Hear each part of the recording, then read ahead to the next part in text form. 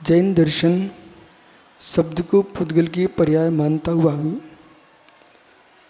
शब्द की नित्यता को स्वीकार करते हैं तो प्रागभाव ध्वंस भाव का अभाव होता है और फिर किसी प्रकार का व्यवहार नहीं बनता। पर जो कल कहा,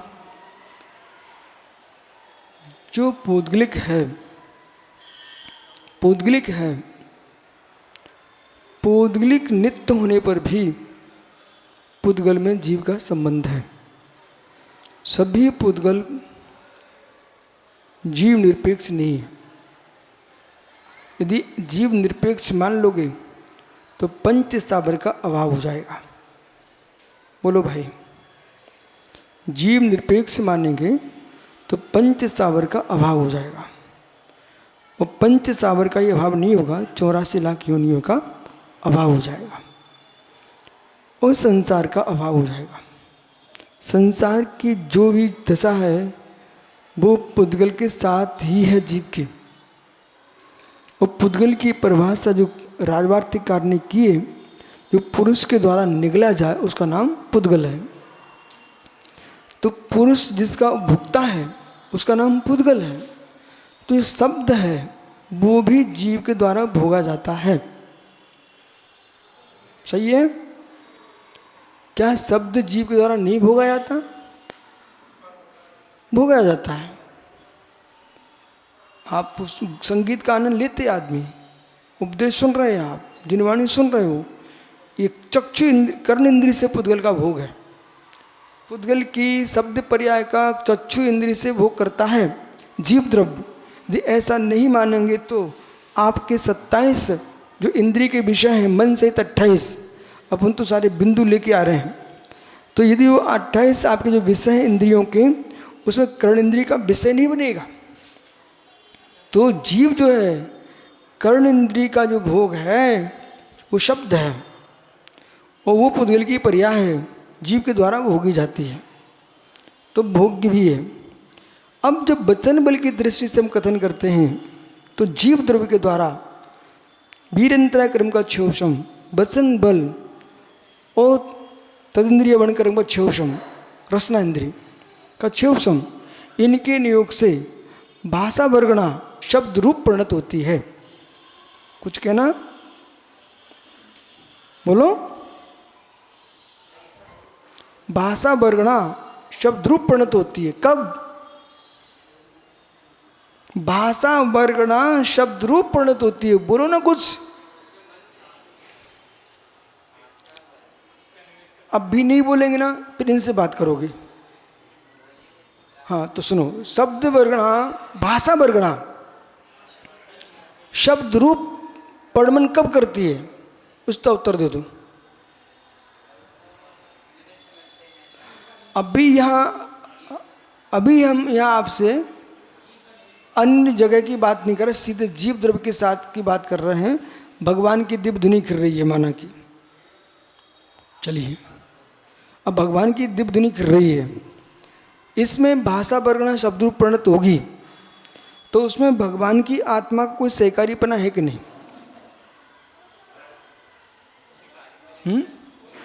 है। अरे देखो, जिनकी लोग अलग से सुनने बैठे, अलग सलाह लेते, उनसे बुलवाता हूँ मैं। अब अगला प्रश्न है, आप प्रवचन कर रहे हो, भाषा वर्गणा है, लोक में भरी हुई है, वो वर्गणा जब शब्द रूप वचन रूप होगी तो उसमें आपकी आत्मा का कोई सहकारीपना होगा कि नहीं? होगा। चलिए, सहकारीपना होगा। अब यहाँ पर उपचरित अशब्दभूत भावना का जब आलम्बन लेंगे, सभी शब्दों को एकांतिक पुद्गल नहीं कह सकते आप। विषय पर नहीं जानना, सभी शब्दों को, हमारा कोई पुद्गल का राग नहीं है, हम तो अध्यात्मवादी आदमी हैं, हमारा कोई पुद्गल से राग नहीं है। हम जो वस्तु व्यवस्था है वो भंग नहीं होना चाहिए, क्योंकि अभी ही निकला प्रवचन सार 85 में स्पष्ट कि जीव है शरीर से भिन्न है, लेकिन सर्वथा एकांतिक भिन्नत्व नहीं है। एकांतिक भिन्नत्व मान लेंगे आप तो एक इंद्रिय आदि जीवों की जो रक्षा का भाव है, अहिंसा जो व्रत है, उनका लोप हो जाएगा, बराबर। और फिर जो जीव का जो घात है वो चैतन्य का घात थोड़ी है, चेतन घात नहीं है। तो उन्होंने प्रश्न क्या किया, चैतन्य का घात होता नहीं है और 10 प्राण चेतन है नहीं है, तो जीव हिंसा कहाँ होगी? 10 प्राण चेतन है नहीं और चेतन घात होता नहीं, तो जीव हिंसा कैसे होगी? तो मांस खा सकता है आदमी? ऐसा प्रश्न खड़ा किया है, उसका समाधान किया है कि भाई अत्यंता भाव है द्रव्यत्व की दृष्टि से, लेकिन बंध दृष्टि से अत्यंता भाव नहीं, वहाँ पर वहाँ भी संश्लेष संबंध है, वहाँ जीवत्व प्रदेश है उस शरीर में, इसलिए वो शरीर को कष्ट देने पर आत्मा को कष्ट होता है, इसलिए हिंसा होती है, मांस नहीं खा सकते आप। इसी प्रकार से मेरा लक्ष्य मात्र षटखंडागम की रक्षा करने का, वो मेरा उद्देश्य नहीं कि सारस्वत जी क्या बोल रहे हैं कि यतीन्द्र क्या बोल रहे हैं। श्री षटखंडागम जी में सर्वार्थ सिद्धि आदि ग्रंथों में ये लिखा हुआ है कि जो आपके नाम कर्म की प्रकृतियां हैं, ठीक है, जीव सापेक्ष, द्रव्यानुयोग अपनी एकांतिक निश्चय से इन सब का निषेध करता है, ठीक है। एकांतिक निश्चय से सबका निषेध करता है। 1 इंद्रिय जीव नहीं, 2 इंद्रिय जीव नहीं, 3 इंद्रिय जीव नहीं, 4 इंद्रिय जीव नहीं, यानी हैं इसलिए निषेध है, जीव हैं इसलिए निषेध है। अब चलते हैं। तो भाषा वर्गणा वीरंतरा क्रम का क्षोभसम और इस रसना इंद्रिय वचन बल, इनके क्षोभसम से शब्द रूप परिणत होती है। यहाँ पर ये व्यवस्थित करणानुयोग की परिभाषा है। इस परिभाषा को समझ करके जान करके भी निर्णय आपका ये लेना चाहिए, ये बंध अपेक्षा ऐसा कथन किया गया है, पर स्वभाव अपेक्षा शब्द पुद्गल की ही पर्याय है, ठीक। शब्द पुद्गल की ही पर्याय है, वो चेतन भूत नहीं होगी। चेतन भूत भले ना हो, परंतु जीव के द्वारा जो किए गए वचन हैं वे जीवकृत पुरुषार्थ है, जीवकृत पुरुषार्थ है। हो पुरुषार्थ है, पुरुष का पुरुषार्थ है। क्या? हाँ, अब शब्द की प्रति सद्दो बंधु सोमो, इस गाथा की टीका में द्रव्य संग्रह में बहुत व्याख्या की है और पंचाशिका में व्याख्या की है और शब्द के बारे में कार्तिक अनुप्रेक्षा में बहुत व्याख्या की है, ठीक है। परमात्मा का पंचाशिका में विशेष व्याख्या की गई है। अब क्या पकड़ना? भाषात्मक, अभाषात्मक, अक्षात्मक, अनक्षात्मक, ये 4 भेद की है। भाषात्मक, अभाषात्मक, अक्षरात्मक, अनक्षरात्मक, शेष भेद आगे के अलग हैं, ठीक है। फिर घन, सुशीर, तत्व, वितत, ये सब भेद किए। फिर प्रायोगिक मूल भेद, प्रायोगिक वैश्रिक, तो प्रायोगिक पुरुष के प्रयोग से होने वाला प्रायोगिक, वैश्रिक जो बादल आदि गिड़गिड़ाहट है, जो किसी पुरुष का सहायकारी प्रणाली जिसमें नहीं है, वो वैशेषिक शब्द है, ठीक है। और जो पुरुष का जिसमें सहयोग है वो प्रायोगिक शब्द है। जो प्रायोगिक शब्द हैं वो स्यात् चैतन्य के द्वारा उत्पन्न हुआ है। स्यात् शब्द का ध्यान रखना। क्यों चैतन्य के द्वारा उत्पन्न हुआ? जैसे कि ओष्ठ तालु आदि जो है ना, ये जड़ होने पर भी इनको आपको चेतन स्वीकार करना पड़ेगा। यदि इन्हें चेतन स्वीकार नहीं करेंगे तो जो जीवज भाव, जंतुक वस्तु, तो बहुत सारी विडंबना है। ये लोक है, लोक विचित्र है। हमने एक जगह इसको अचेतन एकांतिक बोल दिया तो लोग मांस खाने के लिए तैयार हो रहे हैं, वे पक्ष पकड़ते कहीं ना कहीं। तो यह हमको कहना पड़ेगा, ये कोई ऐसा पुद्गल नहीं है जो कि खजाने के बाहर पड़ा पत्थर है, अथवा ये पेंसिल है, ये पेंसिल है। इसलिए अब सारस्वत जी आप तो विद्वान आदमी हो, पंडित जी कह रहे ये उसको नए कुमंत की वो कर दो, तो भाई तभी करवाएंगे तुमसे, तुम जब हमारी सब बातों को ध्यान से सुनोगे। अब यहाँ क्या लगना, सुनते जाना। अब यहाँ क्या है, जैसा ये पुद्गल है ऐसा ये पुद्गल है क्या? तो चार अभावों को लेके आइए। चार अभावों की व्याख्या क्यों की गई है? ये पुद्गल होने पर भी, ये पुद्गल होने पर भी ये पुद्गल नहीं है। शिवफल पुद्गल है, ये भी पुद्गल है, लेकिन वो आपके जैन दर्शन में खाने योग्य है, पर ये खाने योग्य नहीं है। इसलिए आपको पुद्गल में अन्योन्य भाव लेके आइए, तब तुम पुद्गल की व्याख्या करोगे। अन्यथा पुद्गल कह करके अनर्थ हो जाएगा, अनर्थ। हम लोग कोई के शत्रु नहीं है, एक एक शब्द को, क्योंकि मेरा लक्ष्य है कि जैन दर्शन की विशुद्ध व्याख्या हो और हर जीव के पास विशुद्ध ज्ञान पहुँचे, किसी प्रकार ज्ञान में विपर्यास न हो पाए, और जिनके वचन मुखचंद्र थे अमृत भ्रम रोग हर। मतलब मुनिराज के शब्दों से किसी प्रकार का भ्रम खड़ा ना हो पाए, इतना विस्तार कर देना चाहिए आपको। बराबर, आप बराबर बोलिए। पुद्गल की 10 पर्याय में शब्द पर्याय है, शब्द पर्याय है, लेकिन शब्द पर्याय सर्वथा जड़भूत पुद्गल से उत्पन्न होती ऐसा नहीं है। जड़भूत पुद्गल से उत्पन्न होती ऐसा नहीं है, समझ रहे कि नहीं? पुरुषकृत पुद्गल जो है, पुरुष के सही चोरी है, उससे भी निकलती है। वो अनुभूति पुद्गल लेता है, मालूम? ओ भाई अगला पक्ष सब छोड़ो, अगला पक्ष ये सारस्वत जी शब्द पुद्गल की पर्याय है, इसमें कोई शंका नहीं है। लेकिन प्रश्न मेरा ये है, जो आप प्रवचन करते हो, अच्छी आवाज़ यदि आपकी निकलती है तो आपको आनंद आता कि नहीं? ईमानदारी से बोलना। जिस व्यक्ति का सुसुर नामकर्म का उदय है, कोई उसे सुन रहा है, उसे आनंद आता कि नहीं? बोला, व्यर्थ की बातें नहीं करना, स्पष्ट जो होता वो बोलो।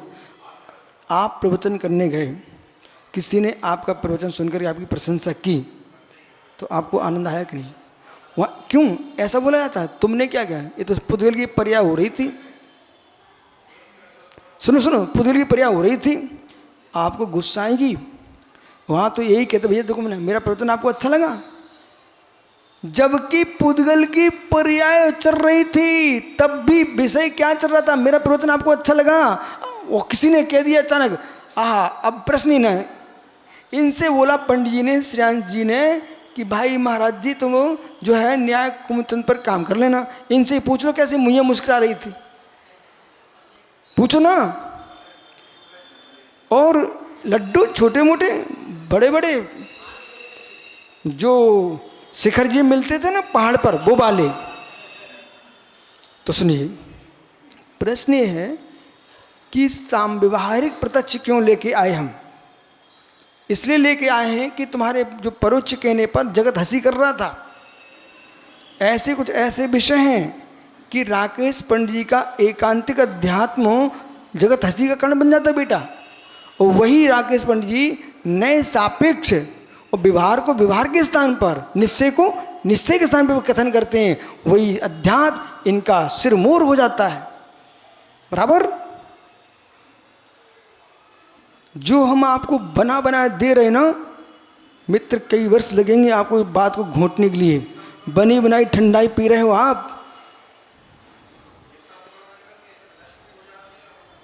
बस अब मूल विषय पे आप आ गए। शब्द वर्गणाएं जो है, शब्द वर्गणाएं जो है पुद्गल है, वो वहीं ले चल रहा हूं आपको। शब्द वर्गणाएं पुद्गलिक हैं। पुद्गल का धर्म पूर्ण गलन है, ठीक है ना? तो पूर्ण गलन उनका धर्म है। यदि पूर्ण गलन नहीं होगा तो पुद्गल कैसा? नष्ट भी हो रही है, उत्पन्न भी हो रही है, उत्पाद ध्रुवतम सत, क्योंकि शब्द वर्गणाएं त्रिकालिक है। तो त्रिकालिक होने पर उत्पाद में ध्रुवी का भाव नहीं हो जाता। बोला, त्रिकालिक होने पर भी उत्पाद में ध्रुवी का भाव नहीं हो जाता। सुमेरु पर्वत में क्या उत्पाद में ध्रुव नहीं चल रहा? और क्या मेरी आत्मा पर उत्पाद में ध्रुव नहीं चल रहा? शरीर की बात नहीं कर रहा हूँ, आत्मा की बात कर रहा हूँ। जो पुद्गल है, जो सब कुछ है, जो कुछ जगत में सब त्रैकालिक है। अब कुछ बोलिए आप। संसार में जो कुछ है सब त्रैकालिक है, तात्कालिक पर्याय के पड़वन की अपेक्षा से देखा जाता है। ये जो पुद्गल है पेंसिल में, ये त्रैकालिक नहीं है क्या? त्रैकालिक है। वर्तमान में पेंसिल बनी है इसलिए शादी है, परंतु द्रव्य तो, मेरी आत्मा मनुष्य बन गई, तुम शादी कह लो, पर मेरी आत्मा तो त्रैकालिक है।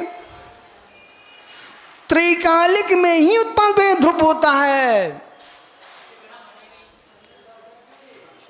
त्रैकाल में ही उत्पाद में ध्रुव होता है। सद्रव लक्षणम, सद्रव लक्षणम।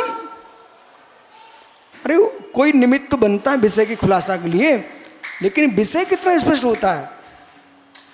मुझे आनंद इस बात का, यदि ये 4-5 मुनिराज भी सम्यक तत्व को समझ गए तो क्या जिन शासन जयवंत होगा।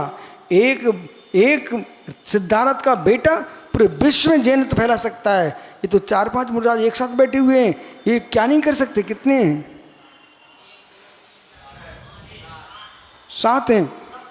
अब सप्तऋषि बैठे हुए हैं, तो सप्तऋषियों का दायित्व है कि आपको अपना जीवन जीने तक का ही जीवन नहीं समझना चाहिए, आपको जिन शासन के उद्धार का क्या विकास के बारे में विचार करना चाहिए। और आप लोग ही नहीं करोगे तो कौन आएगा? ये केसरी यही फहराएगा, अन्य कोई नहीं फहराएंगे जिन शासन को। पचरंग ही फहराएगा, अन्य कोई नहीं फहराएंगे। समझ रहे क्या? मैं किसी को भड़का नहीं रहा हूं, मैं आपको ये कह रहा हूं जो भूतार्थ मार भारत की भूमि में त्रैकालिक है वो दबने नहीं चाहिए है। हर संप्रदाय का व्यक्ति इस बात को समझता है कि प्राचीन धर्म भारत में जैन धर्म है। चाहे किसी वैदिक विद्वान से मिलने, सांख्य से मिलने, मीमांसा, चारवाक, किसी भी दर्शन से मिलने, और जो वर्तमान में भारत में संप्रदाय विभिन्न अन्य देशों से भी आए उनसे मिल लो। हर व्यक्ति कहता प्राचीन धर्म है भारत में जैन धर्म, से कोई शंका नहीं है। यदि ऋग्वेद को प्राचीन ग्रंथ माना जाता है वर्तमान के इतिहास में, भारत सरकार की दृष्टि से, इतिहासकारों की दृष्टि से प्राचीन ग्रंथ माना जाता है, तो उसमें ऋषभदेव का व्याख्यान है। तो व्याख्यान, इसका मतलब ऋषभदेव प्राचीन थे कि नहीं? जब वस्तु होगी नहीं तो व्याख्यान क्यों किया जाएगा? इसलिए ऋग्वेद की उत्पत्ति होने के पूर्व ऋषभदेव थे, इसलिए ऋग्वेद में उनकी व्याख्या है। ठीक, अब ये विषय यहाँ तक आपका स्पष्ट हो गया? कोई शंका हो तो बताओ भाई। हैं? निर्णय ये हुआ है प्रायोगिक बेसिस तक की दृष्टि से कथन करना चाहिए, और शब्द की पर्याय होने पर भी, जैसे तुम्हारा शरीर पुद्गल की ही पर्याय है, फिर भी चेतन है कि नहीं? सचित है कि नहीं? कि अचित है? बोलिए, सचित है। ऐसी भाषा वर्णना अचित होने पर भी जीव के वचन बल के नियोग से जो शब्द प्रकट हो रहे हैं वे भी सात चेतन हैं, जैसे कि आपकी देह चेतन है। जैसे तुम्हारा शरीर पुद्गल की पर्याय है, कोई शंका है? फिर भी चेतन है कि नहीं? उपचरित अशद्भुत व्यवहार से। इसी प्रकार से शब्द पुद्गल की पर्याय होने पर भी जो जीव का जो उत्पन्न हो रहा शब्द, तो आप बोलते हो ना, अरे किसकी आवाज़? बोले अरे मेढ़े की आवाज़, अरे भैंसे की आवाज़, अरे ऊँट की आवाज़। तो ये जीवों की आवाज़ें हैं। यदि ऐसा नहीं मानोगे ना तो लोक व्यवहार ही समाप्त हो जाएगा बेटा। पूछ लो। अरे क्यों टेंशन ले रहे भाई? मैं तो पूछ रहा हूँ, पूछो। सही कह रहे क्या? अरे भाई सही कह रहा हूँ कि नहीं? तो मतलब मेरा ये है, तुम सब अच्छे ज्ञानी जीव हो, और ज्ञानी जीवों को यदि व्यवस्थित नहीं समझाएंगे ना तो कल तुम यहाँ से जाओगे, हम विश्वास साथ कहेंगे हमारे शिष्य वहाँ प्रभावना कर रहे हैं। ठीक है, मुझे खुशी होगी, और आचार्य विमल सागर मुस्कुराएंगे स्वर्ग में बैठे बैठे कि हमारे नाती पोते अच्छी धर्म की प्रभावना कर रहे हैं। अरे कुंद कुंद मुस्कुराएंगे, भद्रभाव स्वामी मुस्कुराएंगे, क्योंकि सब एक भी मोक्ष नहीं गए, सब स्वर्ग में हैं यदि भावलिंगी हैं तो। क्यों, क्या हुआ? सिद्धांत में कोई कुछ नहीं लगता, भावलिंगी हैं तो क्या क्या बोले हैं? ऐसा देखो पंडित जी, आप लोग अभी भक्ति के अतिरेक में हो और हम न्याय की कसौटी पर हैं। जब समंत जी महावीर को बोल सकते हैं, नहीं केवल ज्ञान का विषय अवश्य है, लेकिन विषय ये है, भावलिंगी क्यों बोला? अरे ज्ञान का चौसम अलग है, 84 पावड़ ग्रंथ लिखना कोई भावलिंग का व्याप्ति नहीं है। आप मेरी बात को समझिए, मेरा तर्क समझिए, 84 पावड़ ग्रंथों का लिखना कोई भावलिंग की व्याप्ति नहीं है। सम्यक दर्शन के साथ रत्नत्रय का पालन करना, ये भावलिंग की व्याप्ति है। 11 पूर्व का ज्ञाता जब मिथ्या दृष्टि हो सकता है, अभव्य हो सकता है, तो फिर आप तो विवेचय करिए। लेकिन आप ये नहीं कि आपके कुंद को मैं अभव्य कह रहा हूँ कि मिथ्या दृष्टि हो रहा हूँ, ऐसा मैं समझ लेना। लेकिन हमारी कसौटी की बात सुनिए आप समझो, विशुद्ध सागर का नमस्कार झेलने के लिए लोगों को बहुत शक्ति चाहिए। मैं वंदना करता हूँ, बंद नहीं करता हूँ, मेरा नमस्कार सच्चे भीतरागी मुनि को ही होता है। मैं उसमें नहीं जी रहा हूँ कि इनके 50-100 शिष्य हैं इसलिए वे भावलिंगी बन गए। अरे 1000 शिष्य हो जाए, भावलिंगी कोई व्याप्ति नहीं है उसमें कि प्रभाव बहुत है। अरे तुम्हारा प्रभाव क्या, प्रधानमंत्री हमारा पूरे विश्व में छाया, इसमें मोदी मोदी चल रहा है, तो क्या भावलिंगी मुनि हो गया क्या? इसलिए कोई के प्रभाव से ही भावलिंगी नहीं होता, शिष्यों की संख्या से भावलिंगी नहीं होता, और मठ मंदिरों से भावलिंगी नहीं होता, शास्त्र ज्ञान से भावलिंगी नहीं होता। भावलिंग की व्याप्ति तो सम्यक दर्शन के साथ है। सम्यक के साथ रत्नत्रय का पालन करेगा, जो मुनियों को उपसर्ग नहीं कराएगा, मुनियों की सेवा करेगा, सारे देश के मुनियों को समदर्शी से देखेगा, सारे त्यागियों सामने भाव रखेगा, जीव महात्मा जैसी करुणा दृष्टि होगी, प्रत्येक द्रव पर जिसका श्रद्धान होगा, वही भावलिंगी मुनि हो सकता है, हो सकता है। इसलिए मैं स्पष्ट कह सकता हूं, सारस्वत जी, ये हमारे राकेश बड़े भैया है ना, इनको भी कई भव लगेंगे तब इनको समझ में आएगी विशुद्ध सागर क्या बोल रहे थे।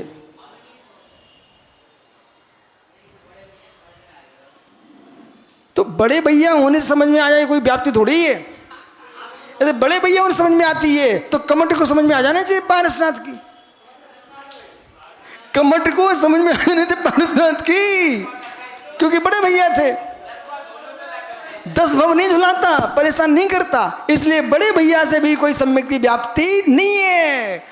ओहो, ये इसलिए न्याय पढ़ना पड़ता, बोले सबको किनारे कर दिया, बोले व्याप्ति नहीं है। लेकिन सामान्य रूप से जिन लिंग बंदनी है सब उनकी आराधना करो, साधना करो, अपने अपनी समता की रक्षा करो। भगवान महावीर स्वामी की